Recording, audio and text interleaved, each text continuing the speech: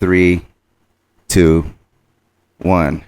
Ladies and gentlemen, welcome to another episode of Small Talk on the Mats. My next guest is the owner of La Pata Spa Day Camp and Resort here in Rio Rancho, New Mexico. They offer services such as grooming, day camp, and overnight boarding. They have a great staff, and I do highly recommend them, as I have taken my dog there a couple times already. But not only that, not only is she the owner of that wonderful business there, but she's also a badass mom and wife, who she also trains at Carlson Gracie Coyote team. She trains jiu-jitsu, and she's a proud Mexican-American here and a faith-driven woman. Ladies and gentlemen, I present to you Iria Vargas. Welcome to the show. Thank you. Yeah, so I didn't explain this before we started rolling, but I categorize my questions so I can stay on topic, because if I don't categorize them, I'm all over the fucking place. So, so we'll start with your early life and background. I told you I'm going to bring good questions. Okay. So let's do it. Let's kick it off. Can you tell us what it was like growing up in Juarez helping your parents run the family grocery store at an early age? Let's see. Well, as far as I remember, my mom and dad I was born into this. We call it a tiendita, right? Basically, we sell anything from milk to beer. Mm-hmm. It's allowed. Cigarettes to anyone. You know, you have little kids coming for grandma's Marlboro or beer, and it's just fine. Yeah. You know, and it was to me it was exciting because I get to be with my parents, unlike. I mean, we'll go there later. But when you're in the U.S., your kids are in the daycare or with somebody else. So I was very privileged to be with my parents the whole time. Yeah. Man, what it was, we had to get our stuff from El Paso, which, you know, Mexicans love gringo stuff. Chocolate from the American beer. So my mom was awesome. I mean, I don't know if I can say this here, but she used to bring stuff from the U.S. to Mexico that you couldn't bring, such as beer, because they want you to tax. You know, they want to be taxed. So my mom was very smart, and we would hide stuff in the tire, in the engine. It was exciting. Yeah. Because it was like, Iria, don't move. You're gonna sit in that box, and you don't move. Or, you know, the trucks underneath, it was just loaded with fun stuff. Nothing illegal, per se. It was just stuff that, you know, my mom didn't want to pay the taxes in the Mexican border. Yeah. So to me, it was exciting because I get to sit there and just do nothing. And at the time, you know, the agents were kind of cool. They just let you go. Yeah. Or my mom like, hey, here's $100, just shut up. And they weren't as strict back then. They were fine. So me and my brother is 2 years younger than me. And it was exciting. We get to the store and we have all this new stuff, right? You have this new candy and you tell all the neighbors and they come and buy stuff from you. Yeah. So, you know, as I got older, I want to say maybe middle school. Well, I was in school. My mom picked me up. I would kind of come to the shop. My mom would go to the house and rest or make something, dinner. And then she will come get us, take us there. Dad would stay, and then we do homework and stuff like that. So it was exciting. We ended up losing our house sometime, I can't remember the year, but we ended up living in the back of the store. Okay. So, I mean, and too bad I don't have any pictures, but it wasn't like anything fancy. So behind the wall, that was our house. Okay. So, you know, my mom had her king-size bed that my brother burned a couple years later because he was looking for a dog under the bed with a lighter, and everything went to fire. But, yeah. So our bed was very next to them. And maybe my mom was embarrassed, you know, like, how did I end up here? Yeah. You know, from having a home to now, because my mom was successful. They were very successful. Yeah. We had a big old warehouse, bodegas. I don't know if you know what that is, but they're bodegas. So we would distribute to the little businesses. And I don't know what happened. Like, I can tell you because I was so little, I don't know. But everything went down to a smaller shop and to losing our home and our cars because they had money. We were fine, and then we were not. Yeah. So, you know, my mom was probably, I don't know, upset, disappointed. But to me, it was exciting because now I'm there. you're in the same room with your parents. Yeah. My mom started getting dogs, and I started getting dogs in this store. Like, you get to see all these dogs in the streets. So I would bring him, and mom was like, okay. Like, she never said no to me. Yeah. And she can say it, because we had over 20 dogs. Yeah, that's crazy. And the carnicero that used to work for us there, because that store, before it turned to us, it was a carniceria. Mm. So the carnicero told my mom, hey, come get acerrín, which is all the leftovers that you don't use after you, I don't know, cut meats, whatever. Yeah. So she would go pick it up. We would go get all this big old bag of just meat and cook it for the dogs. Okay. So, but yeah, that was fun. And not, because, I mentioned some things like we didn't have hot water. Yeah. So that was hard. So, there's mom burning or warming up the water in the stove. Yeah. At first it was fun, but you needed to get older and like, this is not fun anymore. Yeah. So I would go to grandma, like, hey, grandma, can I spend the night at your house? Because then I could shower with hot water or cold water, depending, I had the AC or the cooler or whatever, AC or the heater. But my mom was like, no, not today. Like, you stay home. Yeah. Grandma would also have a car. Okay. My mom had a car, but my mom's car was kind of old, and like, you don't want to, at the time you don't want to get seen in those kind of cars. Yeah. I was like, Mom, just drop me off here in the corner. I'll walk the rest. Yeah. Anyway, but it was exciting. Like, growing with my mom, let me tell you, and my dad, it was, I wouldn't be who I am. Right. Because she taught me a lot. Good. In the midst of Mexico, we experienced, like I mentioned, assaults. Yeah. Gun to my face, to the point that they come with you, with a gun, and they're like this. And you just look like, oh, damn it. Yeah. I would be like, can I at least keep the checks? Like, you don't need the checks. Yeah. And they're like, fine. They just throw you back the checks. I'm like, they're under our name. Like, you can't change it, Yeah. But, yeah, it was kind of like that very often. Yeah. So you're just kind of like on guard, like, who's coming to the store, and, but. That could definitely change your, like, direction of upbringing for sure. Mm-hmm. Yeah. Okay. Interesting. So what was the turning point that made your family decide to leave Mexico and move to the United States?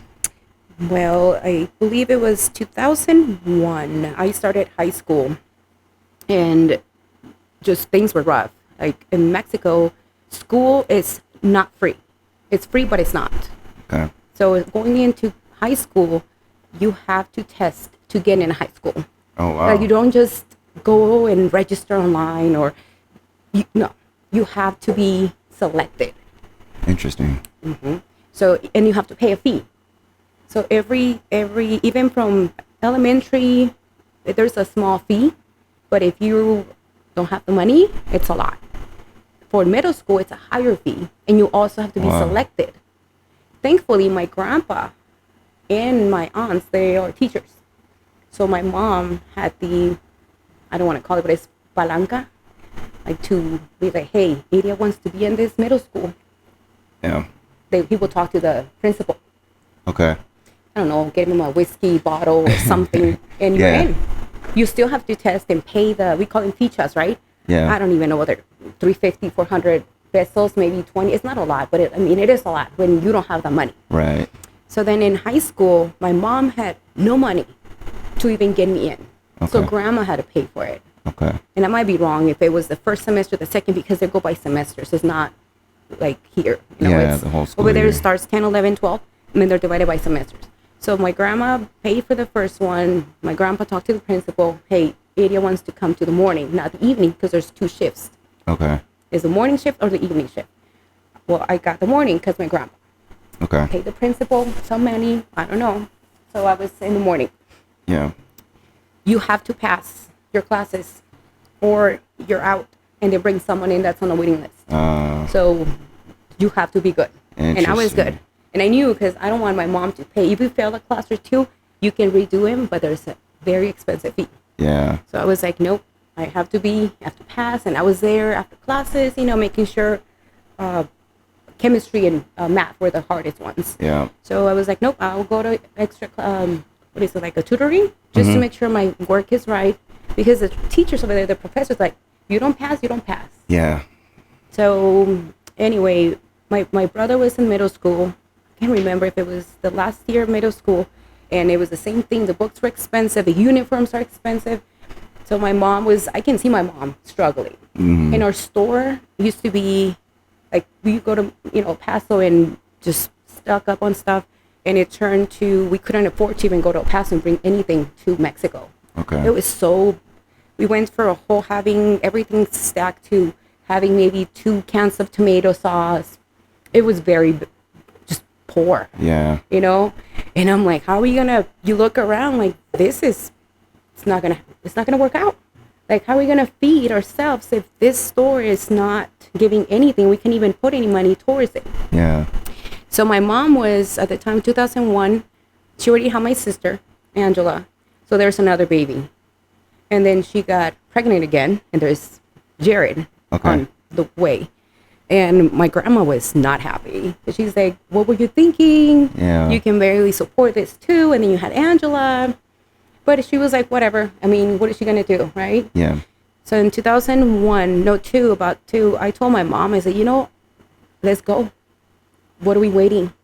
And I was working with, I had to stop working with mom and actually get me a job with my aunt. She had a store, but it was a real store. I call it a bigger store. Okay. She had a lot of stuff to sell. So I was there, and she would pay me very little, but it was something for me at least. Yeah. And then her cousin, which is my grandma's cousin, will tell me, why don't you just go over there? Go tell your mom. Convince your mom. And I was like, you know what? What is it like in Rio Rancho? Because, it's beautiful. And I was just imagine. Like, what if, you just daydream. Yeah.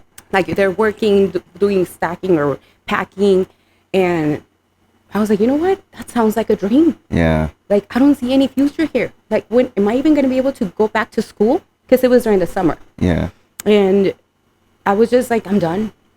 Well, like, there was no future. Yeah. So I told my mom that night, and I said, Mom, I talked to, Letty, and she said, just let's go. Yeah. She told me, I leave tonight at 2 a.m. Let's go. All right. And Mom was like, let's go. And I was like, wait, what? Like, we're leaving? Yeah. Like, I couldn't believe it, because I was expecting something like, well, what about your dad, or what about your friends? And because my dad was not going to be able to come with us right away. Okay. Because we have the house. By then we had a house that my dad was building, but it was not finished. We didn't have doors in the. Okay. It was good. I mean, it worked better than living in the back of the store, but it was still not finished. Okay. So we had stuff to take care of. We can just all come and then just leave everything like that, right? Yeah. Because my dad had a lot of debt with people. So that night, she picked us up. You hear this diesel truck rolling in. That's my aunt. And we grabbed just whatever we could, because she goes, just bring the stuff that you really need. Don't bring anything for now. Yeah. I was like, okay. So we packed just the bare minimum. My mom was in the front with my aunt. The back was my brother, myself, and the 2 little ones.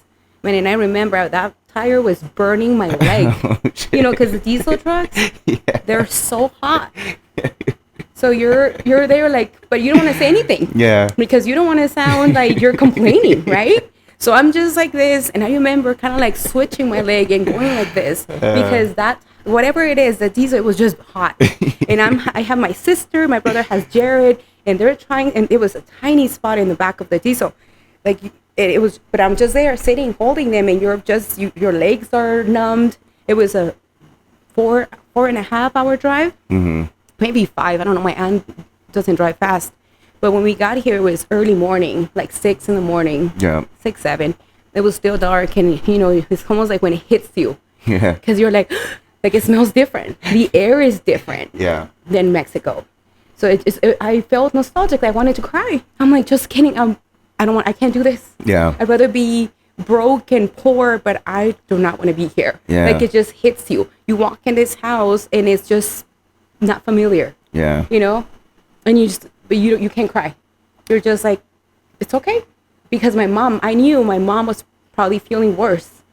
I don't know what she's feeling. My mom doesn't talk about her feelings because she doesn't. Yeah. If you ever meet my mom, you'll know that mama, Yeah. She's got this tough face. Yeah. So mom was not showing any emotion. And I couldn't. Imagine if I tell my mom I want to go back. Yeah. And then my brother, Iram, he kind of the same. Like me and him were like, okay, we're here. Yeah. You know, and I was thinking, well, it's July. We can go back. Yeah. Worst case, we just, mom, let's go. We work, and I kind of told myself to make me feel better. Maybe I'm just work a few months and then go back. Okay. So it was kind of like my, this is how I'm going to go by with the days. Yeah. Just day at a time. My mom is going to work. We'll make some money. We'll bring the money, and we maybe can, you know, turn the store around, start buying stuff for the store and being the same way we were a couple years ago. You know, which it was okay, not great. So, yeah, then July rolled over, August, and it was time for school. So it's like, okay, it's school time. I said, well, why not? You know, it's one semester. I can do it. Learn English, why not? Yeah. And bro, too, because my brother started at Rio Rancho Middle School. Okay. It was the brand new, and he was excited. Yeah. You know, and he was actually very happy to be here. And I'm like, well, and my kids, the little ones, they were happy. So they're happy, be happy, you know? So I started high school that year, 2002. Okay. So I'm sure junior. it was a huge culture shock. Oh, it was. For sure. So the house that we lived was Broadmoor in Panorama Heights. It was a tiny house.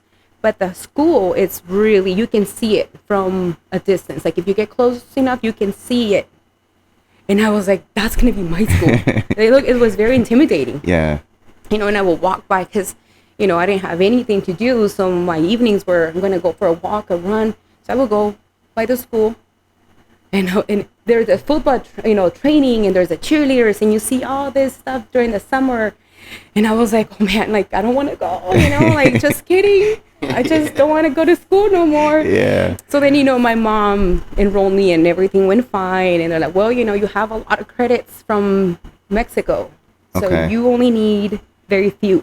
The core classes, for now. But so they gave me a lot of ESL classes. Okay. And it was Mr. Flores.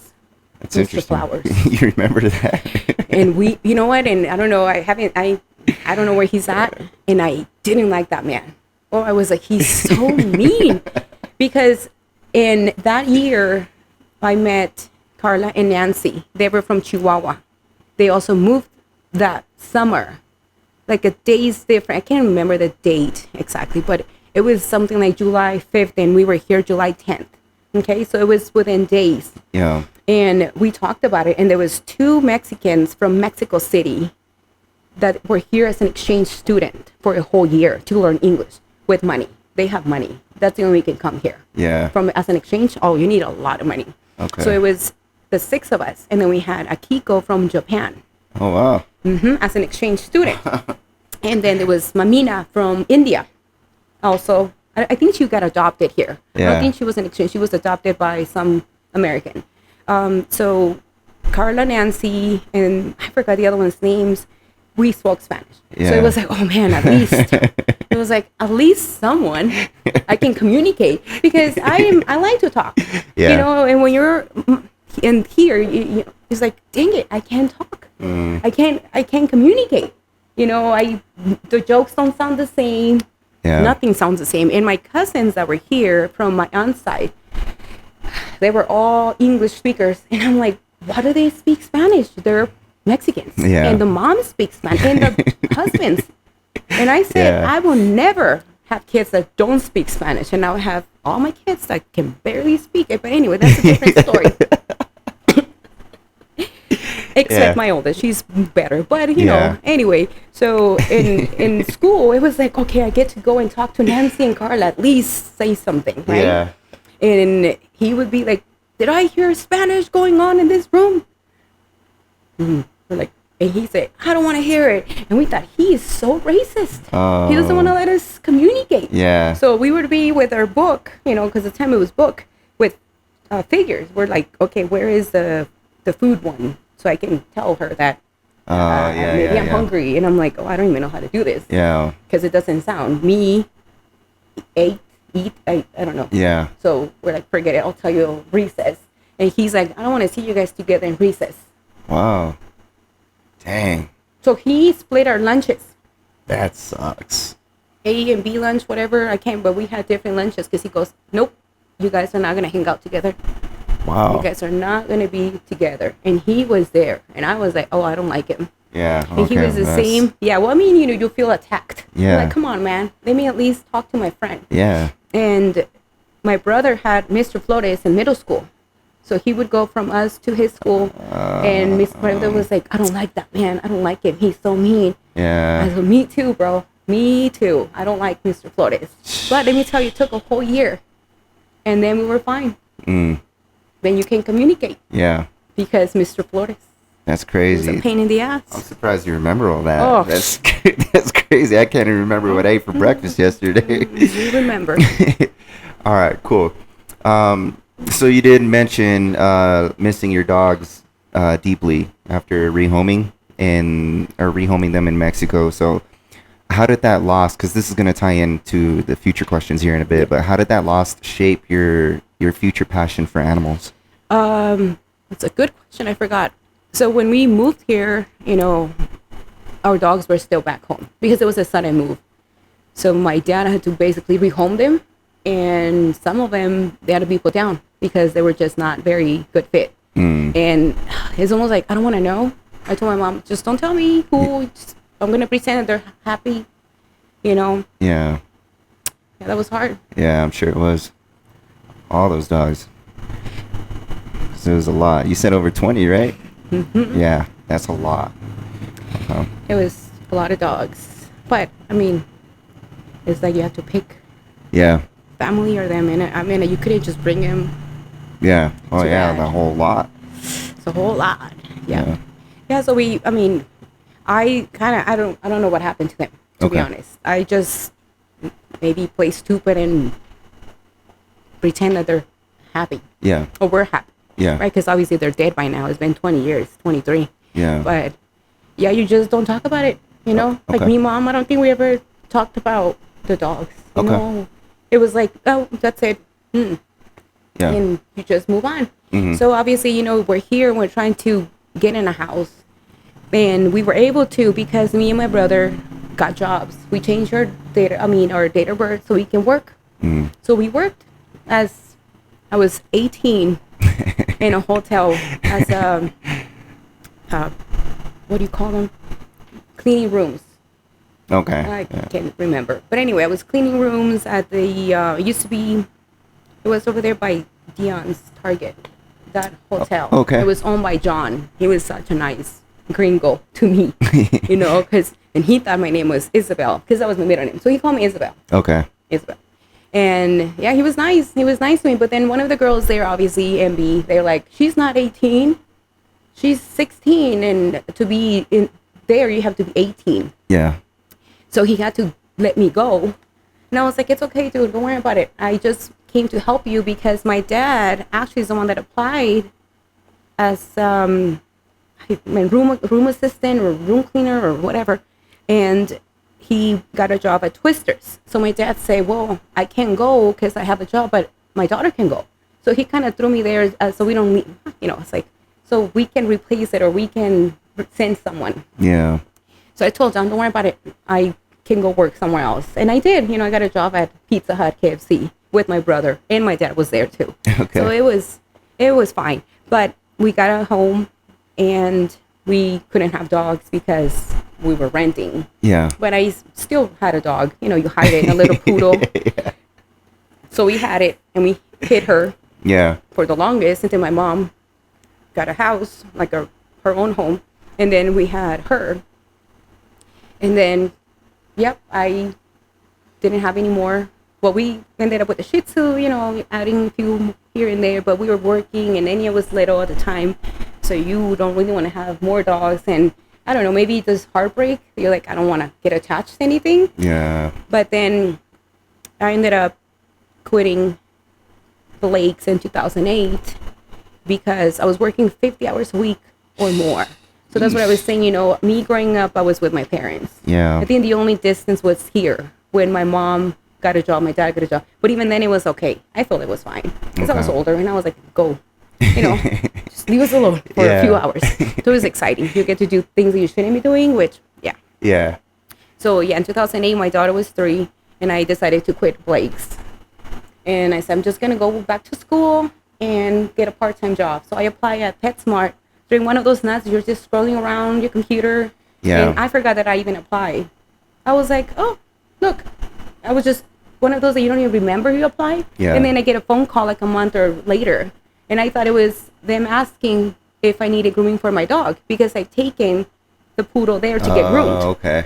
Yeah. So I answered the phone and I was like, Mom, it's PetSmart. Because, we have the caller ID. The caller ID. And he goes, just tell him no. Tell him no. Tell him we'll call. Yeah. So I answered and I'm like, hey, no, and then she asked, is this Iria? We're looking to get an interview. And I was like, oh, shoot, I forgot. And I said, yeah, I'll be right there tomorrow.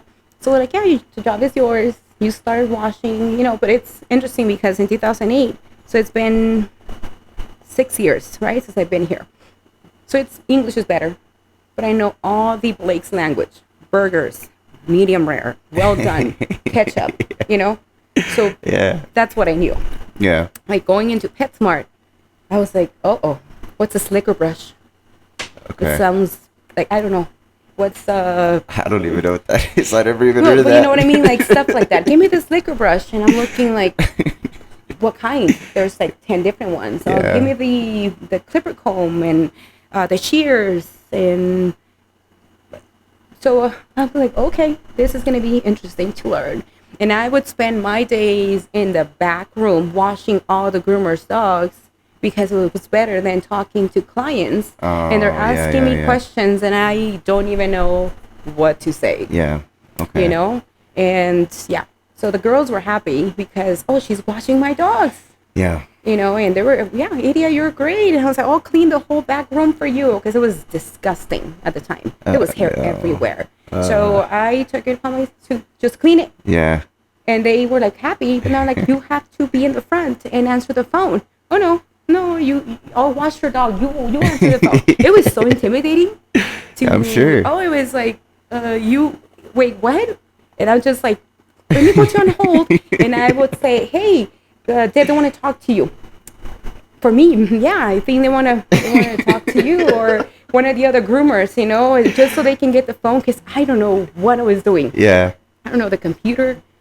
And it took about maybe a whole year till I say, you know what? You get confidence. You're doing your job right. Develops over time. Yes, and and I know what matting is. I know what a 7 all over is or a 5 all over. Like you get to feel and see the dog. So when you hear the groomers talking, they're like, oh, okay. Well, what is this that you're doing? Or you get nosy with the girls and they're like, oh, this is the nails or stuff like that. You get to learn things. Yeah. So I was more confident. And as soon as I felt confident enough, they're like, hey, we need you to go to grooming school. I was like, no, please do not do this to me. Like I am barely, when you feel like I got it, almost like when you have your white belt and you're like, I got this, and they give you your blue. Yeah, I know that feeling. Yes. So then I told Daryl at the time, Darren, that was his name. Okay. I said, I don't want to go. Let me just be your best bather you ever had. Yeah. Let me just stay as a bather. Don't do this to me. And he said, no, Iria, you have to go. You will make money because right now you're hourly. And it was, I don't know, $8.50 at the time. Yeah. But I was still going to CNM. And I was like, we'll see. I don't even know what I want to do. And I still don't know. I'm still thinking, what I want to do when I grow up. I don't know. Yeah. But Daryl pushed me to do it. He said, this is it. You have to go. You have to go. Okay. So I ended up going in 2010, April. And it was easy, actually. It was very easy. Coming back, I had all the girls that were willing to help. They were excited for me. Okay. And then you see the money. Yeah. There's a lot of money in grooming. Okay. So it was a big motivator. You're just afraid of, obviously, the clients, because you can't please them all. Yeah, well, that's true in any business. Yeah. You can't please them. So even if you think you did a great job and everything looks great, you get a phone call 3 days later like, hey, so-and-so didn't like this groom. Yeah. And you're like, wow. You want to cry. Like, what did I do wrong? There's always going to be haters out there. There's always. Or no people that already have that in mind. Like, I'm going to go complain and get my money back. Yeah. Because this is what we do. Yeah. try to jip the system. Always. And at the time, PetSmart had, I forgot, it was you like it or it's free, 100% satisfaction. So there's no more because, as you know, a lot of people were like, oh, I don't like it. Yeah. And your dog is groomed, and you know what? Yeah, so they don't do that anymore. But that was the only thing that you kind of get your feelings hurt a little. Yeah. Because you feel all good, and then they're like, so and so is on the phone. What you do to the dog, or they're accusing you of things that you're like, wait, what? I did it? What? Yeah. No, I didn't do it. You know, and obviously managers don't believe you because they believe the customer. Yeah. Well, that's the way it was at the time. Maybe it's different now. They always say the customer's always right, but that's not always the case. Yeah. All right. Cool. So the next question for you is, we're gonna jump into the topic of grooming.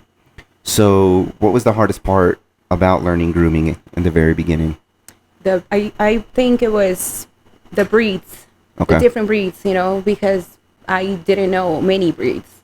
So you hear the popular ones, the Shih Tzu, the Poodles, but then you have other ones, and the customers are like, well, you don't know what this dog is, and you don't want to say no. But I'm like, no, I never done one before. Yeah. I never done a Bouvier. I never done a Commodore. Like, no, I never done it. So I'm going to be honest, I don't know. But, you know, at first you don't want to say because they're like, oh, what kind of place is this? They don't know you know. Right. But it's like, so when you're new and you don't know the breeds, all of them, or the haircuts they get, the show cuts or the standard cuts, that's when you kind of get down. Like, maybe I'm in the wrong place. I'm in the wrong position. Maybe I shouldn't be grooming because I don't know what it is, you know, what this haircut is or whatever the customer is asking. Yeah. But that's it. And just getting comfortable with the dogs because they're not all nice. And, well, you know, and for me, like, I had all these dogs back home. They love me. They would just come home, go to the back, and just lay down like this. And they would all just come to me. And I would be there doing my homework with them. It was like my daily thing. Yeah. And so I was like, yes, I'm going to be able to be with them. But they don't like you. I got bit by one the first time, and I cried. I was like, I can't believe he bit me. I was just trying to touch him. But they're in a different environment. You know, they don't want to be groomed. So it's something that you have to understand. They're not going to like you. Not all. Okay. Some are there just scared of life. Yeah. Because they don't know you know, they just don't like the grooming process. Some dogs are happy from the beginning, and they're just happy all the time. Yeah. But that was the hardest thing, to just accept the fact that dogs are not going to be friendly all the time. Okay. Interesting. Mm-hmm. So how did you overcome your fear of talking to clients while still projecting confidence? So in 2013, I met a friend that actually met Kyle at a dog park. Okay. I had 2 dogs at the time, Samson and Bones. And I took him to the park, and Kyle was there. He had a bulldog, very nice puppy, and he looked at my dogs. He's like, wow, they're so cute. Who grooms them? And I said, me. Yeah. He's like, wow, you do a good job. You know, so we got talking. He was like maybe in his early 20s, maybe 21, 22. Okay. And he said, where do you work? So I told him PetSmart. He goes, hey, can I get a job there? And I thought he was kidding. I go, yeah, we need a bather. So he showed up the next day to PetSmart, and he was like, hey, Iria. And I was like, hey. So then I told Deb, that's the kid I told you I met yesterday at the park. Yeah. So Deb hired him right there. Just put your application and come back tomorrow or something like that. You're hired. Iria said you're very good.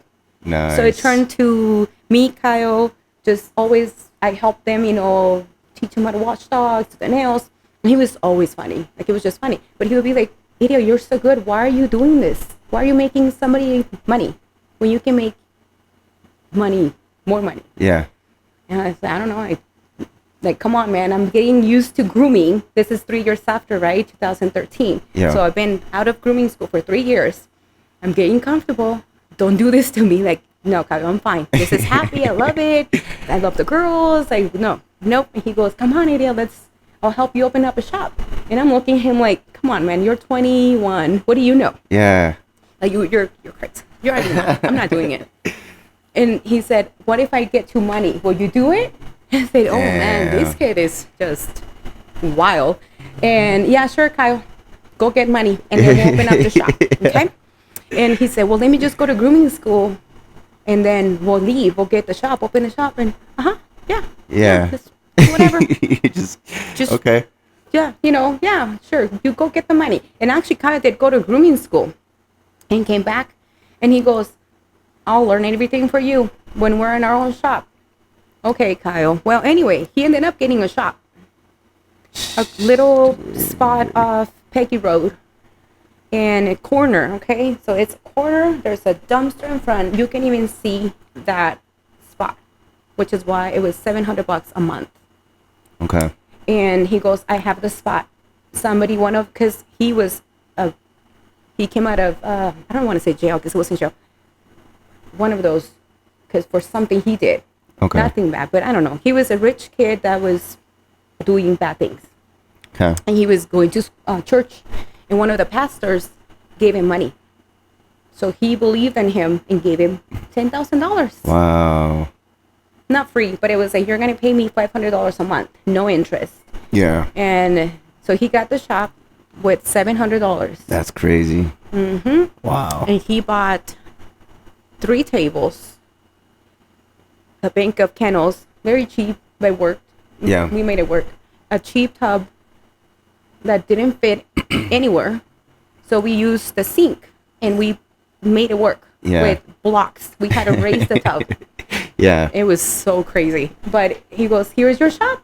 And I was like, and I said, "Okay, good, but I can't quit yet. I have to stay. I have to bring clients, Kyle. Let me get the numbers." Like, I was I can't just leave like this. He's like, "Come on, let's go." I said, "No," but I got bit by a dog. It was still scarred. Yeah. And a Sunday after my birthday.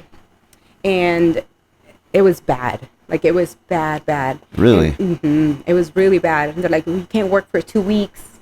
Oh, And wow. yeah, because I had a whole cast. Yeah, Dang. I was trying to find a picture, but I'll find it. Send it to you later. Okay. And Kyle said, "See, this is a sign. You need to just quit and come to the shop. It's here waiting for you." And he already quit PetSmart. So that's how much faith he had in me. Like, he already quit because I was going to make money with him. So I ended up quitting.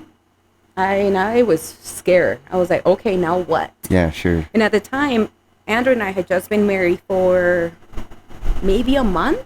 And he was sent to Afghanistan. It was going to be a whole year. Yep.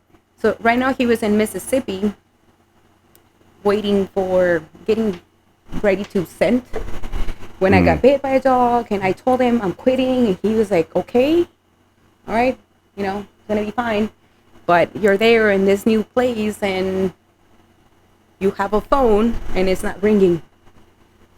And I'm like, "Kyle, now what?" He goes, "Just hold on, I'm gonna go and put some flyers." So he had a friend, and they were just tag people, "Here's a flyer," and then he will come back, and I'm there like, "Now what?" Now we wait.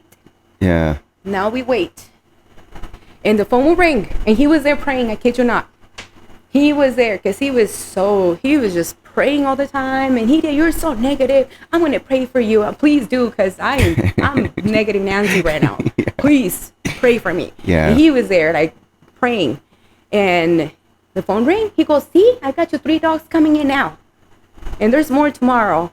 And I was like, "What about the next day?" He goes, "Man," and he was just always preaching to me. Yeah. Like, "Calm down. Just, we did it today. We did it tomorrow." And I was always on Craigslist looking for a job. Because by now, I'm hated at PetSmart. Yeah. Oh, they don't want nothing to do with me because I just left. How dare I left, They were even trying to sue us. Really? Yes, because PetSmart has a clause that if you're with so many miles, they can sue you. But I'm in Rio Rancho. They're in Albuquerque. So by that, I'm like, well, you can't do anything. And it was just a whole talk and gossip between the groomers. Oh, they're going to go after Iria and Kyle. And I was like, I lost a lot of friends, groomers, because they couldn't talk to us. Because the boss there was like, "Don't talk to Iria." Or, it was just, so they decided to, and I was fine. I told the girls, it sucks because I kind of wish I had support. But it's fine. Just don't worry about it. Don't talk to me if it's going to get you in trouble. Yeah. Take me off Facebook. We're no friends no more. It's fine. I'll be here. Hopefully, we'll make it work. But it was just me and Kyle. And like I said, PetSmart was not happy with us. Okay. You can hear all this messages, texting. I think I even changed my number. I'm like, I don't want to hear any of this. Yeah. You know, you're just worried that you're not. How am I going to make money? And you have PetSmart people texting you, oh, they're going to go after you. They're going to sue you. They That's already have crazy. this ready. I've seen it. And I'm like, well, I'm in Rio Rancho. Yeah. Not Albuquerque. So that's right there. It's kind of breaks the whole everything. Yeah. And nothing ever happened. Okay. It was just good. talk. Yeah, I'm like, sue me then. Because Kyle goes, what are they going to take from us, Iria? And it's like, you're right. What are they going to take from me? I have nothing. You know, there's nothing they can take from me. Maybe my old car, you know, I don't know. And he goes, yeah, I don't have nothing. So don't be afraid. Yeah. So to answer your question about how it came from not being so afraid of the phone is because now it was my place. Kyle didn't know a whole lot of grooming. So I had to do the talking with the client. I had to answer the phone. So it's like, suck it up. Yeah.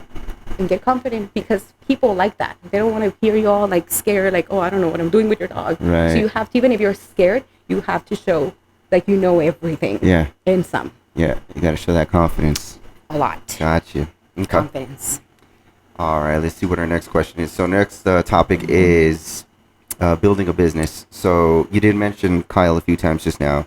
And you explained how you met him at a dog park, right? Mm-hmm. Okay.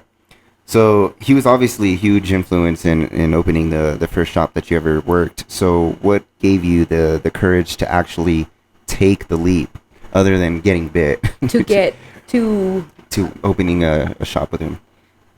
His confidence, to be honest. Okay. And it was, I mean, he doesn't, I don't know what Kyle does right now because it was almost like he was there for that small time of my life and then he had to do his own thing. Okay. It was almost like he came to just push me out of PetSmart and then he left. Okay. But it was a good, you know, because like I told you in 2014, I was pregnant with Benjamin. Mm-hmm. And our tub was so high. You have to pick up the dog and kind of like put him in there. Yeah. So big dogs, you needed 2 people. But I was by myself that day, and this fat bulldog, he was just playing on the floor, and I couldn't pick him up. So I grabbed her, Candy, and I put her in the tub, and that alone is like, like something popped. Oh. And I was like, oh man, I'm 7 months pregnant, and it's gonna be fine, you know. So you go on your day, nothing's going on, and then at night I was just having pain. I'm like, it's probably because I'm sore, you know. You're making things up. And then it just got bad. At the time, my aunt was living with me, and Andrew was in California in one of his deployments in Fort Leggett, and I didn't want to say anything, text him because it was late. So I just got in the car and left. And I texted my aunt and I said, hey, Chio, I'm at the hospital. The girls are there, you know, Michaela and Inya are there asleep. And she's texting me, what happened? I go, I don't know. I'm having some kind of pain, so I'm going to go make sure it's okay. Yeah. So I went to UNMH and they're like, you are in labor. Oh, shit. So we're going to have your husband come. We're going to get a hold of whoever and make sure he comes home. Yeah. I was like, oh. I don't want this, you know, because they're like, it's going to be an EQ. The doctors are ready for him. And I'm like, I cannot have this kid today. Yeah. Like, there's no way. He's 7 months. And they're giving you shots for steroid shots, you know, to get him ready. Right. So it was kind of scary night because I believe I stopped labor at about 6 centimeters, 6 centimeters. So it stopped. They give you some shot and it stopped. And they're like, okay, looks like we stopped the labor. Wow. Like 2 days, you know, my husband came home and they're like, we're just going to give you some pills to take, basically to stop your cervix from opening. Okay. But it was scary because you know that any bad move, and here comes the kid, you know? For sure. So, I had to basically get help from a groomer that we never stopped talking, even after I left, because she also left right before me. And I told Jesse, I said, hey, you know what? I need you to come and basically take over the shop because I don't know how I'm going to do this. I'm going to get me another job. And I knew a friend because groomers know each other. We are very close. Yeah. A very small community. So I told one of my friends, she goes, hey, so-and-so is hiring. If you want to just a part-time, they know about your shop. Yeah. I said, yeah, let's do it. But she knew I can only do so many dogs, not big dogs, because of where I was. And Jesse kind of said, well, this shop is giving you enough, but not enough for two of us. So we cannot do this. She had a family of a lot of kids. And I told her, yeah, I'll go work over here and you stay at my shop and just make money for now. And then I'll come back when I can. So yeah, Jesse took over. Okay. Interesting. I'm loving these stories here. All right. So the next question.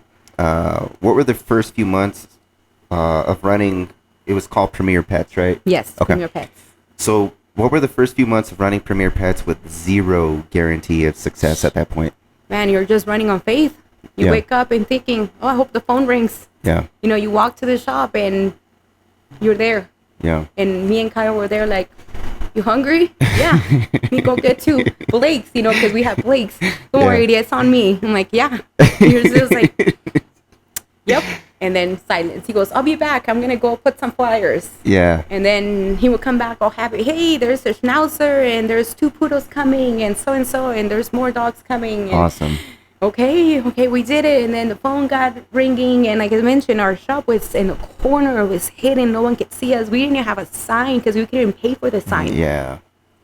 And yeah, it was just running on faith. Yeah. Okay. Tomorrow is okay. We did it today. We made money, and it's a weekend, and it's gonna be all right. Yeah. And yeah. Okay. It was just trusting the process, Yeah. Because we had no money. Yeah. No extra, no bank loans, nothing. Right. So you're just there. That's crazy. Oh yeah. All right. Cool. So next question for you is, how did becoming a mom while running a business change your priorities and your approach to work? Well, PetSmart, you're an employee. You work their hours. Yeah. So one thing, when I became a groomer, I told my manager, the only thing is I quit Blake's because I don't want to be a full-time employee. Mm-hmm. My kid comes first. Yeah. So when they're like, oh, no, that's fine. So become a groomer and we're going to cut you to part-time.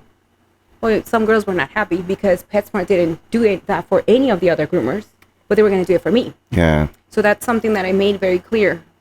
I'm a mom first, So even when Michaela was born, I was 3-day groomer. And I made all the money, more money than the full-time groomers, because I did 15 dogs a day, 16 dogs a day. I worked 3 days and I made more money than the girls that work 5 days a week. Hustling. So now being in my shop, well, I had Michaela and Enya there with me. Enya was in school, so not so much Enya. Michaela was there all the time. Yeah. And she, she was happy. I put a little smock on her and she was just there having fun, pretending to work. Yeah. And I say, yeah, go over there, dry the dog, So she would be drying dogs for me, and she thought it was fun. Yeah. So it was almost like a family business, because then Benjamin came, and I had Benjamin there. And we had rooms, so I threw him in there with toys and, computer, TV, something, and he thought it was fun. That's nice. Mm-hmm. All right. Cool. What's up, everybody? This podcast is brought to you and sponsored by the Rock Family Therapy. Not every battle is fought in combat. Some are fought in silence, in your head, in your home, or behind the mask you wear every day. At the Rock Family Therapy, they stand with those who fight to rise again. Veterans, first responders, parents, or anyone carrying the weight of trauma, loss, or stress. This isn't just talk therapy. It's rebuilding from the inside out. It's mental conditioning for life. A place to reset, refocus, and rise stronger, whether your uniform is military, professional, or just the armor you put on to make it through the day. If you're ready to face what's been holding you back, they're ready for you. Call or text 505-336-0238 or email r.villy@therockfamilytherapy.com or visit therockfamilytherapy.com, because warriors come in many forms and every warrior needs a rock. What's up, everybody? This podcast is sponsored and brought to you by Toehold. As you know, I've been a longtime customer and supporter of Toehold. I'll give you 3 reasons why I love this company. 1 is because they're huge supporters of veterans, law enforcement, and first responders. 2nd reason is because everything is American made with integrity as it should be. And 3rd reason is because they have the best customer service that you'll ever receive with timely responses. Now, their main focus is flip-flops that'll last you a lifetime, but they also sell caps, shirts, rash guards, wallets, you name it. One of my favorite ethically sourced exotic leathers here is Murder Hippo flip-flops. We got stingray, elephant, crocodile, and if you don't want an exotic leather, you got different options on vegetable tan leather with stamps and colors. And going to the wallets here, we got zebra, we got stingray, we got John Wayne style minimalist wallet, and then going to the key fobs. So guys, go show your support. You have so many options with different exotic leathers. Go show your support for AG and Toehold. Tell them I sent you. Thank you. Peace out. Our next topic is growth, struggles, and faith. So you've mentioned God a few times here and his role in your journey. So how has faith carried you through your toughest times? I think that's all you got. Yeah. It's free. Yeah. Faith is free. Just have to use it. Yeah. Because even sometimes, like it was 2014. That first year was more of a learning, believing, trusting. Then you have your kid and you're like, wow, I was just doing great, and now I'm gonna have to kind of take a step back, because now my shop was doing good. You're making good money now. Not good money, not saying that I'm throwing money in the air, and no, but it's money enough that I can support. Well, my husband was there too, but support, help. Right. Yeah. And now Benjamin was about to the risk of having him early, so I have to say, here's my shop. I'm gonna have to put it on the side for now, on hold. Yeah. Telling Jesse, you take over like the reins. I'm gonna have to take care of me. Yeah. And the kid. And then he comes, and I found this good place to work, and I'm making money. It's okay, but you're like, man, all that work. You go like, I won't think about it, because you basically put all this work, and then you just have to kind of push it aside. Yeah. Because I told you, Kyle was not a groomer, so he didn't know how to groom dogs. He was a good bather. He washed for me. He prepped for me. So he started the dogs, and I finished him. So it was like we were faster together. Yeah. But he didn't know how to finish the whole dog by himself. Okay. So I couldn't just leave Kyle alone, because he wouldn't be able to do it. And we still had to pay the bills. We still had a lot of money to make to maintain the building and the loan. So Jesse took over, and she was doing good. Continue paying the loan, the business. She maintained it, but I was kind of on the side. Yeah. Then I come back to Jesse in 2016. I was always there, but I say come back full time, because me and this other boss, we had just not good. I didn't do anything, I would say, but I was just having issues with the pay, because I'm like, I'm not getting paid on time, and she was upset that I was questioning that, and basically said, if you're not happy, leave. And I said, well, then I'll leave, because I can't continue not getting my paycheck the day that you're supposed to pay me. Yeah. So I ended up going back to Premier Pets 2016 again, full time. Okay. Pregnant. Yeah. So here I am. I'm like, I left because of this. Now I'm coming back because of this. In April, pregnant with Rachel. Yeah. How am I going to do this? I have no clients again. Here we go. Yeah. Let's go. But this time was so easy. And I was doing the same thing. I was on Craigslist looking for a job. But it never happened. Because it's like, you know what? Just suck it up. I'm going to stay here, and it's going to work. Yeah. And it worked. Good. Next we're making good money. I'm working 3 days a week. Yes, Rachel was born, and I have no maternity leave. I was back to work 2 days later. Sheesh. So I had Rachel with me. I had the breast pump here, and while watching a dog, I'm connected, or drawing a dog. Crazy. So that's the only thing that was hard, because we don't have any leave, any vacation. Yeah, so, none of the beneficial pay and stuff like you have that, your child. And Jesse was like, here, give me Rachel. Here, let me finish this dog right away. Yeah. And you hold Rachel while the dog is drying. And yeah, I ended up, my aunt came from Mexico, one of my dad's sisters, because she needed money. And I said, well, will you help me watch my kid at the shop while I groom? So she did. So I paid her to basically stay with Rachel while I was grooming dogs, because then I was very busy. And it was just hard to have Rachel there, you know, and she wanted to speak, and she's a baby. And then I found someone to, after she left, you know, because it was just a temporary kind of stuff. And I found a really good lady to watch Rachel a few hours while I was at the shop, and you just make it work. Yeah. That's Benjamin good. was older, and he was just, you know, running around, had Iria watch him, or Michaela. Yeah. But that was kind of the struggles, you know. But I mean, now business is great. Yeah. You're making money. Yeah. It's just being the mom, you know, that you're there. You're like, oh, these kids drive me crazy. Why are they're playing on the table? They're up and down. I'm like, stop, you know. Yeah. Because they were just having too much fun at the shop. Yeah. I had to wash them before we go home because they were covering hair. They were there in the kennels with the dogs. And but yeah, so now money's good. Yeah. You're just like pulling your, you know, hair. Yeah. Because your children. I get you. Yeah. Okay. So, let's see here. The next question. So, during your pregnancy complications, the financial struggles, and even to the point of selling your house, which we'll go over here in a second, what kept you from giving up? I would say my family. Okay.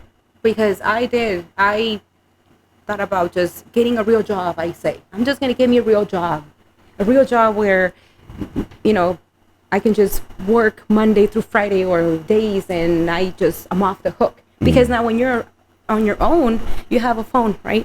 She has my phone, but you have a phone, and it's constantly texting at all times. I need an appointment. So now you're like, oh my God, I don't have a day off.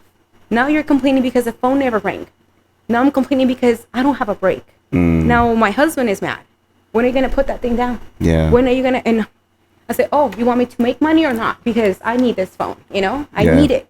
Yeah. If I don't answer to this client, he's going to go somewhere else. I don't know. You know, it's like you don't want to lose the client because you don't answer the phone right away. Right.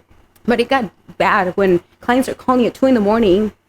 Oh, jeez. or texting you. Oh, I just remember that my appointment is tomorrow. What time is it? Or, Yeah. and he's like, really? Why are they texting you this late? I said, I don't know, Andrew. I don't know. Yeah. So that was the hard part that I wanted to give up, because now boundaries are not there with our clients. They just text or call early morning because they're going to be running late, and they just start to call 5 a.m. to let you know when you're sleeping, you know, or leave you 10 voicemails because they just called at 10 o'clock the next night before and you didn't answer the phone. So I wanted to quit, because you leave your phone down in the morning, you open it, and there's 60 messages. Yeah. And you're like, oh, I can't do this. Overwhelming. So then, you know, you have to put, or I did not have boundaries with my clients. I said, what time you want to come? Oh, can I do 8 o'clock p.m.? Because I get out of work at 6. Sure. 8 o'clock works. Oh, can I come at 7? Sure. And I'm like, I'll just figure it out who can take the kids to school so I can do this dog at 7. Yeah. So I didn't want to disappoint the clients, but that was making my life very chaotic. Yeah. Because I was bending over for my clients. Yeah. And now I was saying no to a lot of things on this side. Yeah. Because I wanted to make sure their dog came at the time that they could only bring him. So I had to say, you know what? My hours are, I ended up, my friend Sarah, she was maybe the reason why I had to put boundaries, because she was there all the time talking to me. She would just show up and talk. Yeah. And I'm like, I'll be back, Sarah. I need to wash the dog. Yeah, sure. And I said, why don't you just work for me? You're always here. He goes, really? I'm like, fuck it. Just let's do it. So she started working, and she bring her kid, because Oliver was little. Yeah. There's Oliver. And I'm like, well, no difference. My kids were always there. Now, at the time, the kids were a little bit older, and Ben was a daycare, La Petite, and so with Rachel. So it gave me part-time, few hours of get this many dogs, and now I have a bather. Perfect. We got so many dogs together. She washed and dry, and I'm finishing. She's bringing the other one. It was like, let's get it done. She goes home, I go home, and let's do it again. So she said, why are you telling your client they can come at this time? But you can tell them no. Yeah. And I was like, because you don't get it. I work so hard for these clients. Yeah. No, I'll do it for you. And I said, you know what? When I had enough and I was like twitching, I said, take my phone, the shop phone, and you'll tell them. And she fired a lot of my clients because they were upset. And I go, Sarah, what did you do with Mr. So-and-so? I told him that you wouldn't be able to do this time. And he got upset and said, okay, go somewhere else. And I said, why? Damn. So Sarah was a big help in a way. I was upset. Sometimes I go, Sarah, that was a good client. Yeah. Oh, no, not so good, because look what he replied to me. I'm like, oh, man. But, Sarah was a good one because she took the phone from me and said, I got you. Yeah. And I'm not going to reply to your clients after 5 o'clock. And I'm not going to answer the phone before 8 o'clock. Okay. That's it. And I'm like, well, I hope I have clients for me, And you know what? They were fine. A lot of them understood that, hey, I'm a mom. She's like, hey, she's a mom. She's got 4 kids. I don't know if you knew that about her, but she does have a family. Yeah. And I'm going to take care of the phone. So you can tell me and I'll tell her. And then, we'll hash it out. But Sarah was probably the one that put a stop to that. Yeah, put the boundaries out there. Okay. And I'm like, I don't want to know what you told him. Like, because Sarah can be very, very strict. Right. All right, cool. She still has the phone, but we'll go there. Okay. So grooming is a tough industry, physically and emotionally, I'm sure, with all the different breeds. How do you take care of yourself while caring for people's pets? Good question, because I am no longer grooming, as you know.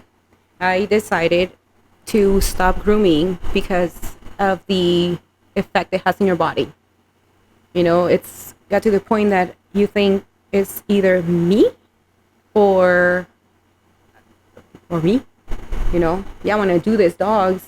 I want to obviously stay in this industry because I love the dogs. I love the whole idea of the grooming and the client. It's who I am.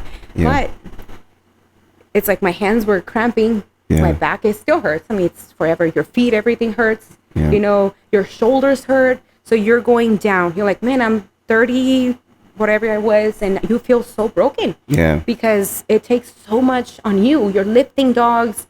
They sit on you, and you're holding them and doing these weird positions to get it the nail or get under whatever you need to get.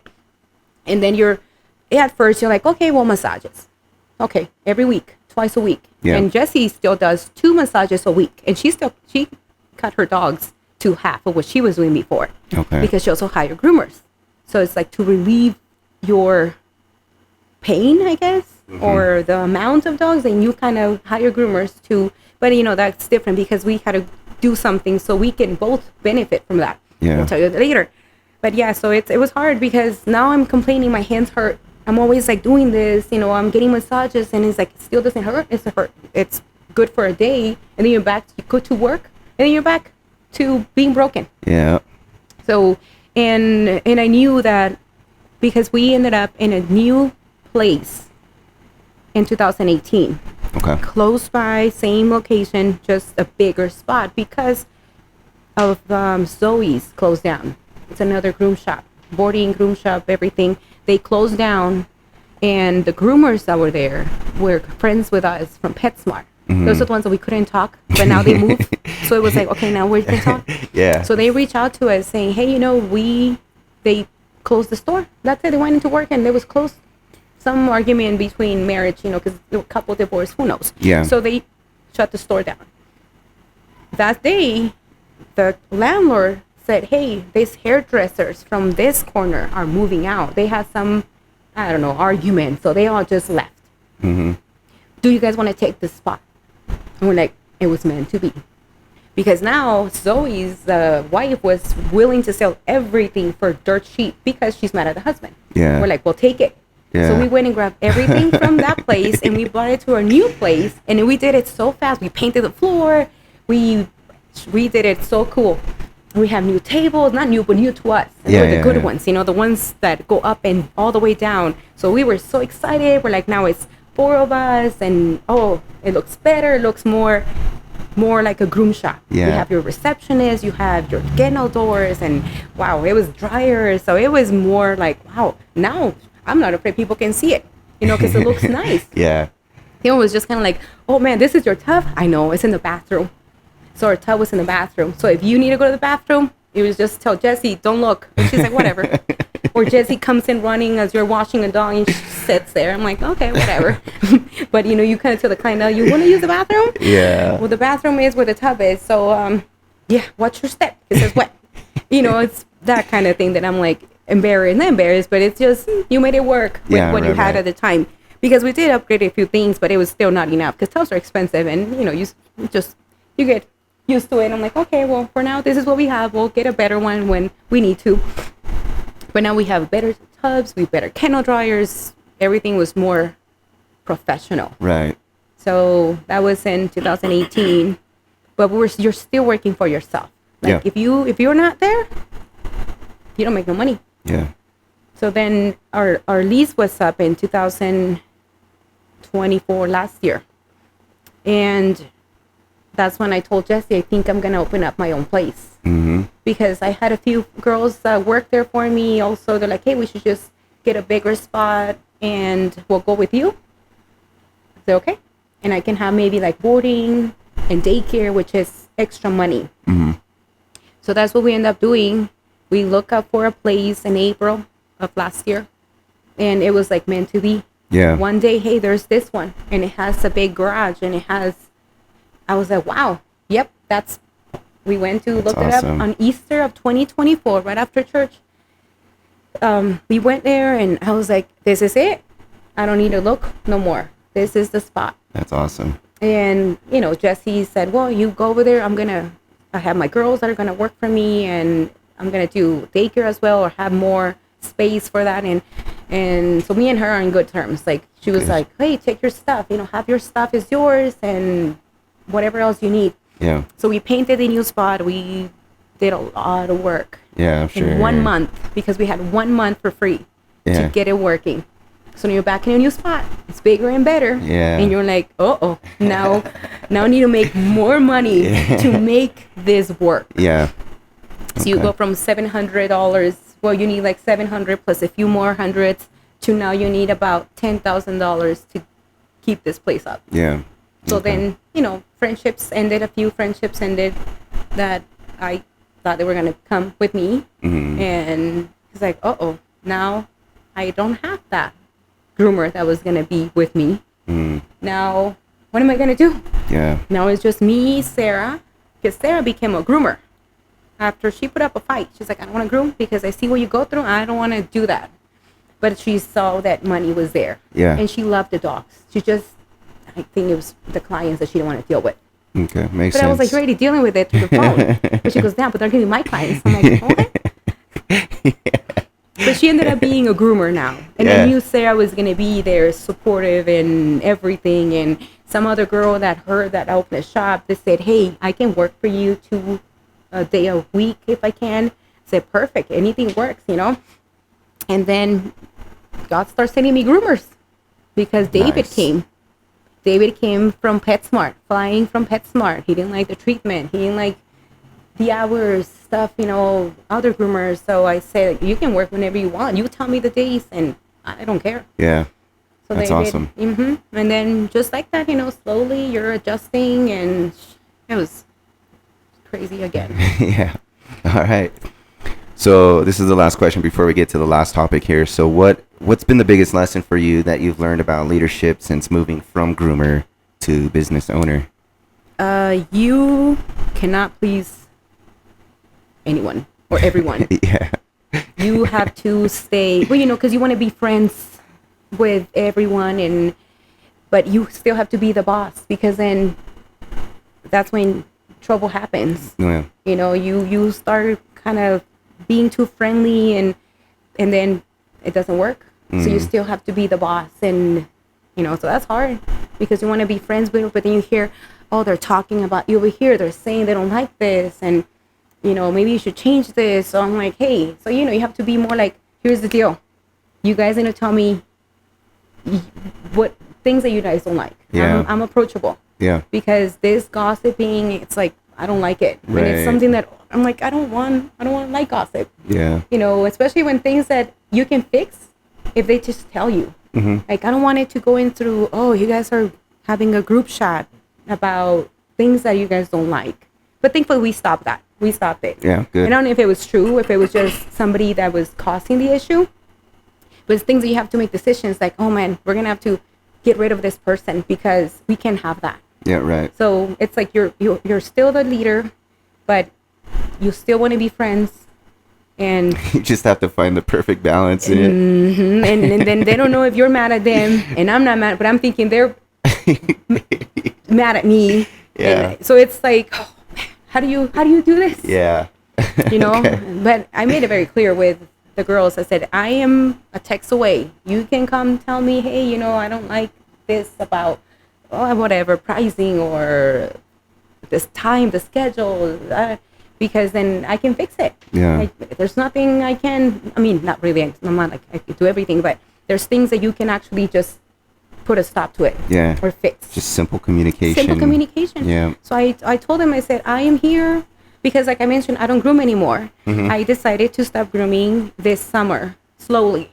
Because I ended up with 2 more girls that are amazing.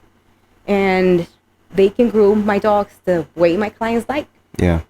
And my clients they had a little hard time because they're like, well, you're not going to be here. I'm like, no, but they will. They can groom your dog the same way. Why? Because they saw me and we know, and I have pictures and they have detailed everything. Yeah. So if you have anything different, just tell me to fix it right there. Don't call me saying, oh, so-and-so didn't do a good job. Well, communicate with her at pickup, like, hey, can you take more off the face? Yeah.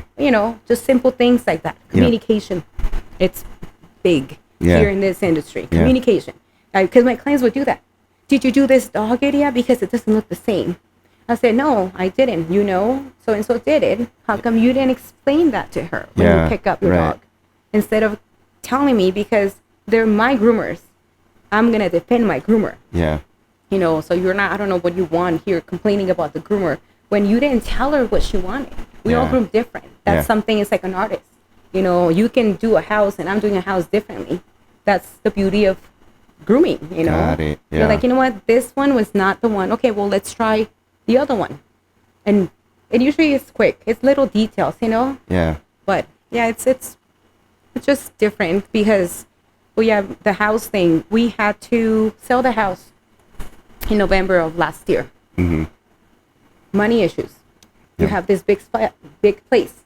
I didn't have groomers to make all this money. You're new in town. Yes, you have clients, but clients for me, not clients to support this building. Right. Because you go from, I only need this amount of money to survive and to the business, right? As a sole prop, me and Jesse used to divide everything. And is it 2 of us, 3 of us? And it's cheap. Now you have this spot that is all you. Yeah. So you're like, oh, I guess I'm going to work, and everything is just going to go back to the shop. Yeah. Because there's no leftovers. And I still have kids. I still have sports. They all do 2 sports. I don't want it. And they're like, well, why don't you just take him out of sports? They don't have to do baseball. They don't have to do softball. They don't have to do jiu-jitsu. Just take a break. I said, no, I'm not doing it. Yeah. I'm not going to sacrifice them because of this. Yeah. Because at the time I was doubting. Maybe I made the wrong choice. I should have just stayed. I should have just sucked it up. Because now I'm working more hours, more dogs to just survive. So it's like going back. And it's a patience, because you go in this just negative thoughts.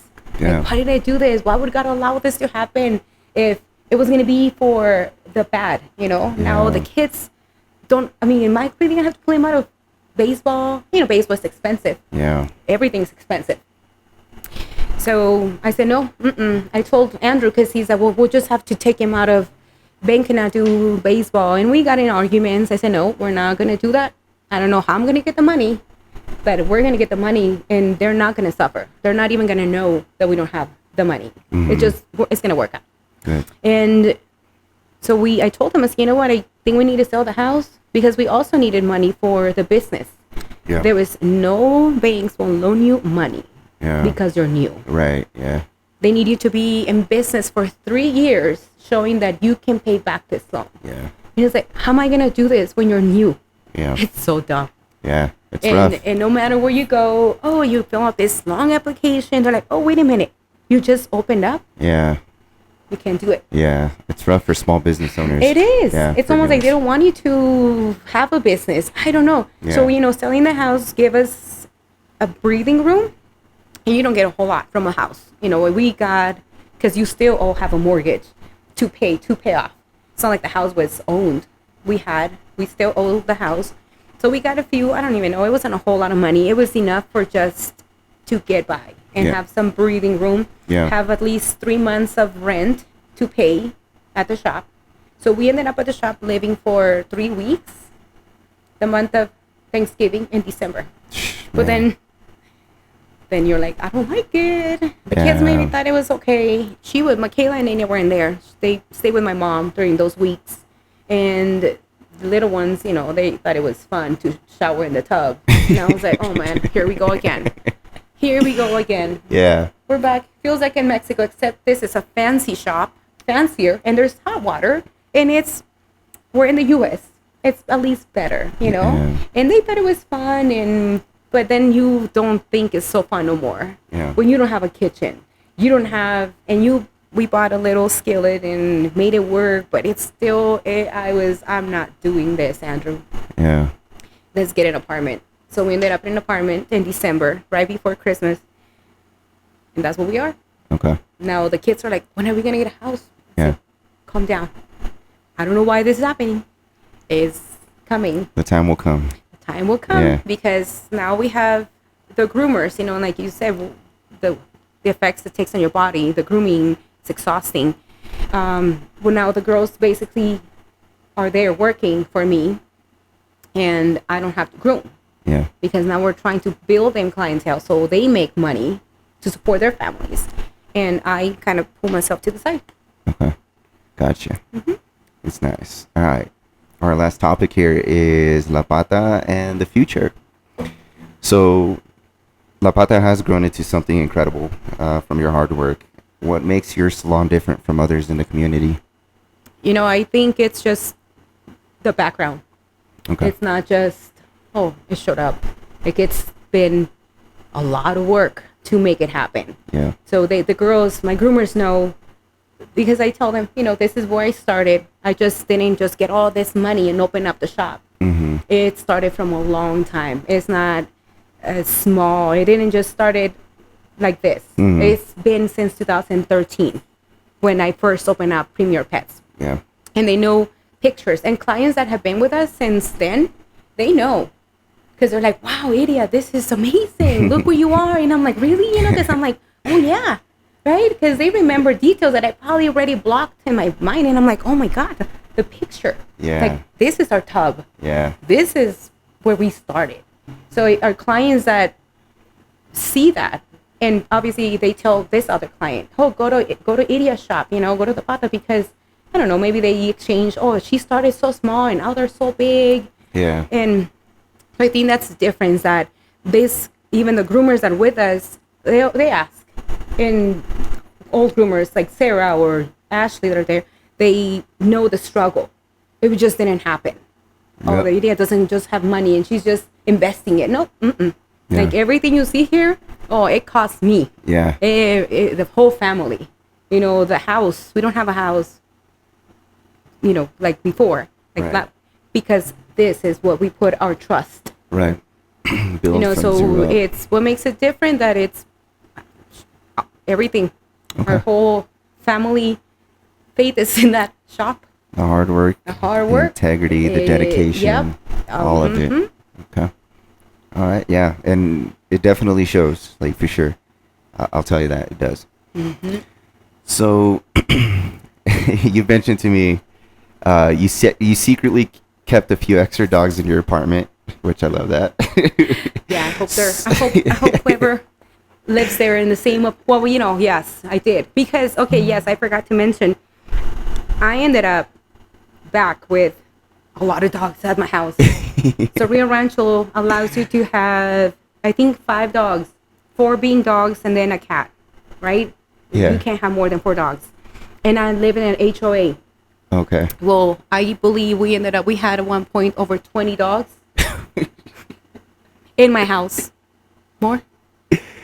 24. Mm-hmm. With puppies and big dogs, and Andrew built basically the whole downstairs was for the dogs. Yeah. He built the dog door so they can go out, a whole kennel run, and it was just a dog area. Yeah. Little beds for them. That's even though they crazy. chewed up everything, but he still built them stuff. Yeah. Big kennel so we could have him. Yeah. And I love my dogs. It was the kids not so much. Because they were like, oh, so many, but then they grow and they're like, Mom, I'm not gonna have these many dogs when I grow up. I'm not gonna have this many dogs. You're crazy. I'm like, oh, well, whatever. Yeah. My mom also has, right now she's got 10 dogs. Jesus. It's like me and mom were moving dogs around, okay? I thought me having 4 dogs at one point in time was a lot. No. But So in 2021, my clients, they start asking, hey, do you know where I can find a breed of dog, whatever? I said, no, but let me see if I can find someone yeah. that, hold on, let me see. I'll try to find you a dog in Mexico, maybe. Yeah. Well, you open that door, and next you're in that business. Yeah. So now I'm moving dogs around the whole country. I say country because I start bringing Old English sheepdogs, standard poodles, Afghans, healers, Great Danes. Yeah. Anything I got asked for from friends, and now in Las Vegas, hey, my client needs, because he had I forgot what is the plumbing business. Yeah. Because my client wants this kind of dogs, and if you can find him this dog, okay. So then I will go drive to Mexico, bring him here, drive him to Flagstaff, meet someone there, and then it was a whole thing I had going on. Okay. But a lot of those dogs I kept. Okay. Because why not? Yeah. Or I will tell Andrew, oh, I'm going to sell this one. And then 3 months later, he's like, I thought you were going to sell this dog. Oh, yeah, I know. I don't know. I haven't heard from the person. And now you have 10 dogs. That's so crazy. when we sold the house, I told Andrew, well, at least we have a boarding facility Yeah. and the permit to board dogs overnight. Mm-hmm. So the dogs can stay there. Yeah. And we can stay at the apartment, because you think, oh, this is just going to be for 6 months. And then you're here a year later, like now. Yeah. And you're like, dang, they're still there. But they're happy, I think. I miss them. But I'm Yeah. like, so now I have 4 at the apartment and the cat. Okay. And we're supposed to be exchanging them so they can come and stay with us. But then we're stuck with one that we're like, pobrecito, I don't want to take him back. Yeah. But Okay. we will. All right. We've reached our last 2 questions. Well, I got a bonus question for you after this one. But so what's your dream for La Pata moving forward and your life for the next 5 years, like a 5-year plan or something like that? The dream is for add more groomers. Okay. But obviously with the space, whether we stay there the next year, 2027, that's when our lease is up. Okay. So it's up to the landlord Yeah. to allow us to stay, or maybe she wants to, I don't know, do something else, right? So it's up to her. So, but hopefully I'm gonna start talking to my brother. XRP hits where it needs to hit. I'm Okay. talking about Bitcoin. Yeah. Because then we have the land, because my brother bought the land with the hope of building me a place. So that we were not even supposed to be there. The goal was my brother bought me a piece of land up northern, I'm saying for me, but it's it's his land. But he was going to build me a salon, boarding facility. Okay. But as you know, the bank was like, oh, you have to be in business for so long before we can even loan you this amount of money for something that we don't know if it's going to work. Yeah. So the land is still there. It's by Walgreens up northern, right? That Yeah, area? yeah, right here. So it's right there. I don't know how many acres. So the goal is, hopefully we'll get, like I said, XRP hits $50 a coin. Yeah. Or the bank, or maybe some policy change with the banks where we can actually get a loan.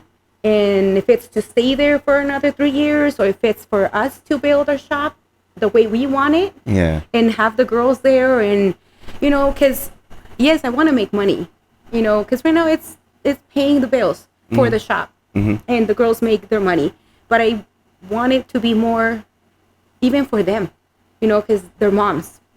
The groomers are moms, so why not a place where they can continue they can stay there and work their hours that's best for them. Yeah. And it's like a safe place, for them to groom. Like, yeah, I wanted to make money. Yeah. I wanted to Of course. be good, but it's like we're helping the girls, the Right. groomers, because corporate, it's not very nice to moms. It's not. So I'm like, oh, okay. So I was like, it's good. They can work Monday through Saturday or Friday, or they can just do from 10 to 2 because their children gets off from school. Right. And it's like, I don't care.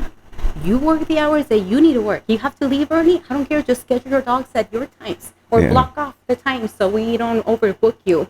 That you tell us when you want to work, and Gotcha.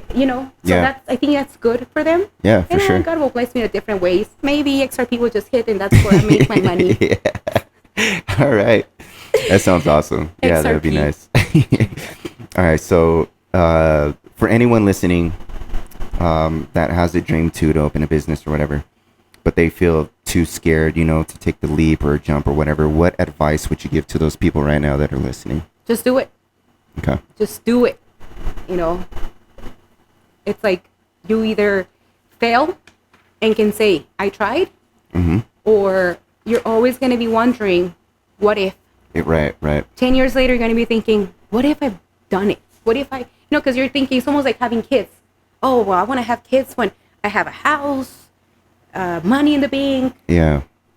And it never happens that way. I mean, at least not for me. But when you get in there, like you get yourself in there, you have to make it work. Yeah. It's like, shit, I'm here. Fuck it. Let's do it. Even if you're going to cry, like, I don't want to do it. Nope. Like that first month that we got in the shop, I was like, maybe I don't want to do it. Yeah. And you can't go back because you already signed the contract. You already started painting. Yeah. You just have to show up. Yeah. You have to show up so you can just have all these dreams and, talk big. Oh, I'm going to do this and I'm going to do that. I just need this money. No, you don't need that whole lot of money. Even if you start with the bare minimum, you will make it work. Like I said, we started with $10,000, and that's not a lot of money. It's really not, because a lot of it's going to go to pay the 3 months that you need for rent, first, last, and who knows what, right? Deposit. Right. So it's really not. For this one, we started with even less. Well, maybe it was like 30,000, and it was thanks for my brother. Like I'm telling you, he's got the most faith in me. Because I sometimes think, man, I maybe shouldn't do it. And he just gave me the money. Yeah. Like, here you go. It's good.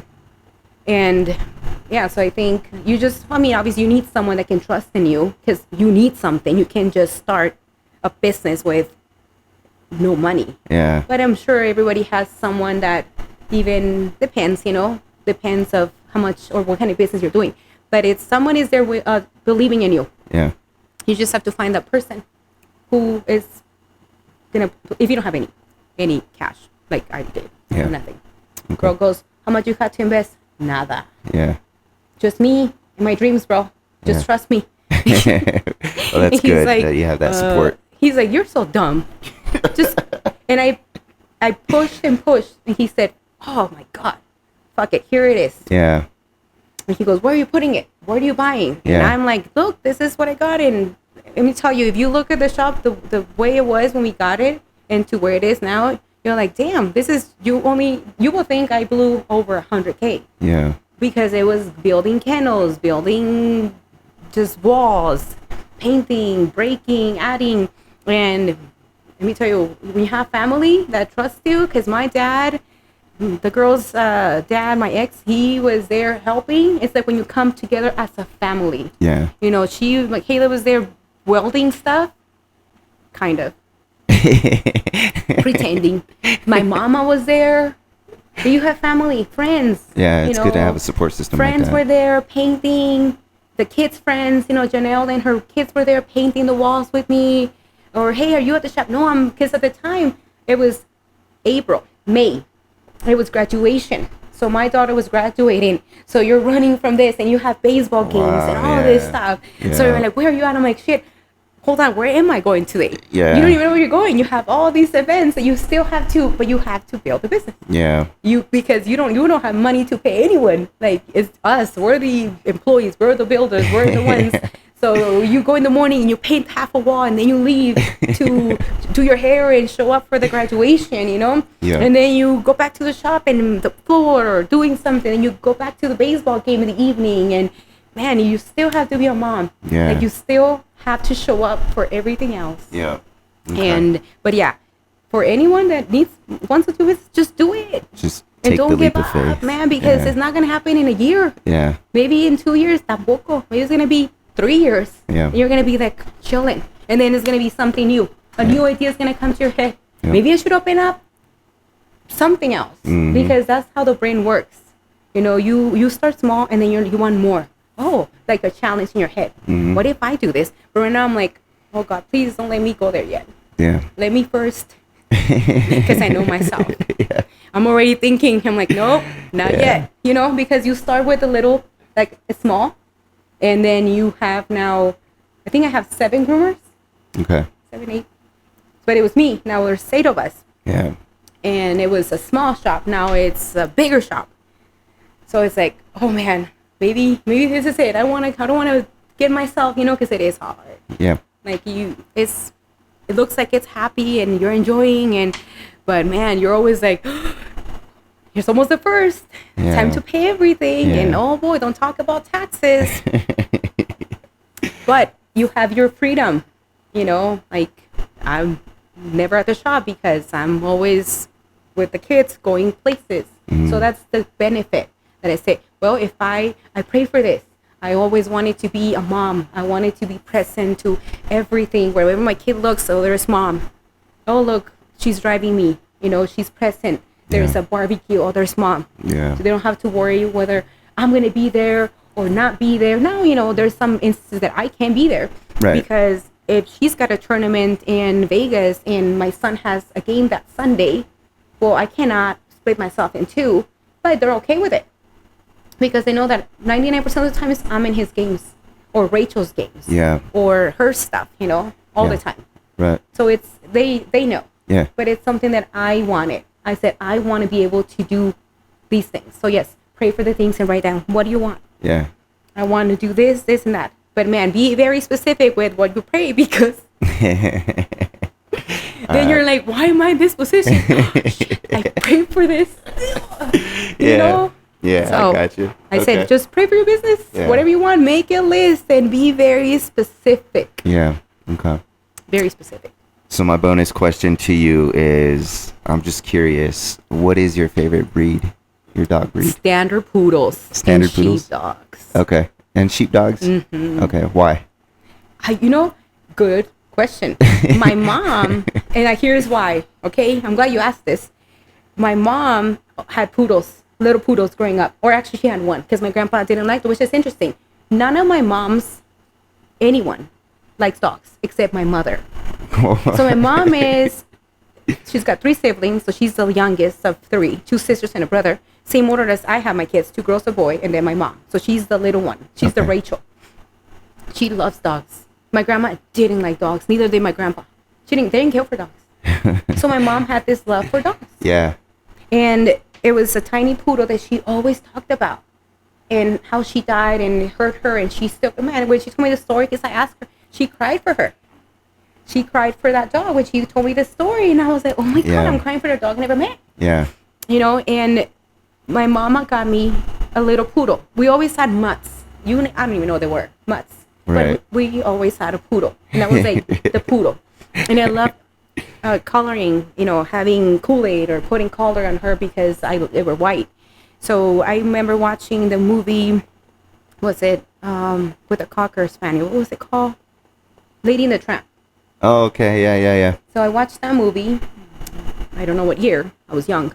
And I remember when they go to the park and they're all, you know, I think she's looking at dogs. It's like little couples there, little dogs. Yeah. So I saw this poodle, big poodle, walking, and then the other walks and they're like, start talking, you know, and whatever. And I was like, wait a minute, that's the big poodle. And I have my little one, right? I go, they're real? Like, to me, it was like, wait, those dogs are, and it was a cartoon. And it might have been a different cartoon, but I believe either Dalmatian 101 or was the Lady in the Tramp that I saw the poodle.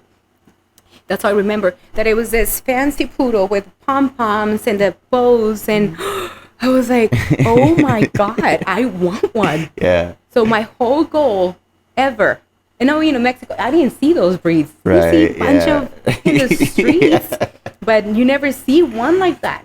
So when I came here, I saw at PetSmart a few, but they were not very common, even in 2008. Not at our salon. We didn't have a whole. And whenever I had one, oh my God, I was like, they're gorgeous. Like, Yeah. I just admire everything. Okay. And so now I have a lot of them. There you go. I don't know how many poodles. Every color I have. Nice. And sheepdogs. I always liked the sheepdogs because the Little Mermaid, Max, Oh, yeah. I was like, I want one. So I have him. That's crazy. Mm-hmm. Awesome. So yeah, poodles and sheepdogs. Nice, wonderful. That's Yeah. good to know all that information. So we've that was all the questions I have for you. So now, like I said, before we started rolling, if there's anything you want to talk about or anything that we didn't mention, now's the time to do it. And then on top of that, you could throw out any shout outs or plugs that you want. And then last but not least, where people can follow you on social media and your website. Okay. So follow us on Facebook. I believe it's La Pata Spa, Day Camp and Resort. Same thing on Instagram. I want to give a shout out to all my groomers, the ones that have been with me, Sarah, Ashley, David. I know he works a few days a week because he's got another job, and I'm very excited for him because he always wanted to do that at a vet's office. So Alyssa and Mitzi, they're my newest ones, and Lisa. I don't say it enough because, you know, it's almost hard to say, but I really, really, really appreciate all of you. Okay. Because thanks to them, I don't have to be there. And Janelle, she runs my front. Oh, and I every morning, you know, because you don't say it, but I don't know if they know, but I appreciate that. Yeah. Because I don't worry about it. Yeah. And I don't know if they know, and they probably think, oh, Iria doesn't come here. She doesn't care about the shop. Oh, I do. But I have so much trust in them. They don't have to be there. Yeah. You know, like, I don't have to be there like boss lady watching around. Right. Because I know the shop runs just as good as if I was there or not there. Yeah. There's no difference. Ruben and John, oh my God, those kids, they're the closers. They've been there through everything with me. And they're always so positive and they're good. All right. So they are the ones that help the groomers. You know, we give him shit all the time. Oh, Ruben, what the hell you did with this? And we're always, man, Alyssa's always giving Ruben shit. Yeah. But she loves him because he's so good. Yeah. You know, I can call Ruben right now and tell him, hey, go get some dog, which I have to. Speaking of it. And he'll go. Yeah. He'll go, hey, go wash so-and-so. Hey, my mom is coming. Can you wash her dog? Or, oh, yeah. And there's never, like I said, back talking, like, oh, I can't believe Iria's not here. Yeah. You know, because they know I have so much trust in them. Good. And I do want to go. Like, I want to go more often, but I get so caught up in Life. whatever. Yes, with Yeah. life. Like next thing you know, it's so late and you have to pick up the kids from school. Yeah. And it's back to doing the evening routines that just never end. But, I do want to thank him a lot because I can do life because I have them. Right. That's good. Every single one of them. From Janelle, from the reception, to the back, Ruben and John. Okay. And the groomers. Okay. And your website too. That's going to be a good question. What's the website? Because you just Google. Jules, yeah. So yeah, I like to get you guys to throw your website, but either way, when the video comes out, this episode, I'm gonna have all your stuff on the description anyway. Put that. So I'm like, oh yeah, it's just Google it. Come on. Yeah. ChatGPT will tell you. Yeah. Cool. And also, I should say, my husband too, because I don't want to be upset that I didn't say anything. Yeah. Right? All right. Like, that's fair. I can say I'm doing my thing, whatever I'm doing with the kids, because he allowed it. He's his job, it's being good to him that he can help me even when there's some issue at the shop, a little issue, technical issue, or something broke, and I'm out of town, we're doing whatever, and he's there. He shows up and he knows the whole everything, because not everybody does that, right? Right. If it was the opposite, I wouldn't know what to do with his computer. I am useless there. I would be like, I don't know what to do but turn it on. I can't help you. But he learned everything. He doesn't know how to groom, but he can wash. Okay. And he knows everything, how to close, open the computer, everything. Nice. He knows everything. The clients, the phone. Because he took the time to learn it. Well, we're in it together, opening. So, but he didn't have to. Yeah. He could have said, that's your shop. Yeah. Run it. But he knows my business. All right. Like, he knows all the groomers because he took the time to learn all the groomers and the help, just like me. Sometimes they don't even text me. They text Andrew for whatever. Yeah. Sarah will text Andrew, hey, so-and-so has a question about grooming packages or whatever the case is. And Andrew knows how to handle it. That's good. So I can be gone and he can take care of the shop. That's pretty good of him. That's pretty cool of him that he took the time to do all that and learn. Yeah. And my kids too. Yeah. Michaela, it's there when Janelle or whoever opens can be there. Yeah. And Michaela can go in there and take over the same way Nice. that I can. Mm-hmm. Nice. The only one that's not so good with dogs is Iria.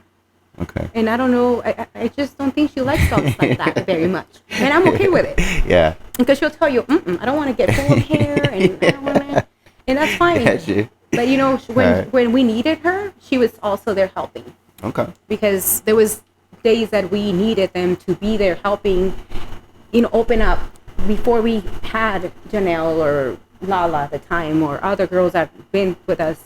So we had her and Michaela open up the shop for us. Okay. And they never said no. Even Enya hating it, she still showed up. That's awesome. Well, that's a good family there. It is. So, it's also, like I said, if you have a business and you're scared, your family is going to see it and even push you. They're going to help you. Yeah. Yeah. That's awesome. So, well, I'm glad we've taken the time to get that wonderful story out of you. And I'm sure the audience is going to enjoy this episode. So thank you for coming on today and thank you. Giving us your wonderful journey here. So hope you guys enjoyed it. And until next time, guys, enjoy the episode. And we'll see you on another episode of Small Talk on the Mats later. Peace out. Bye.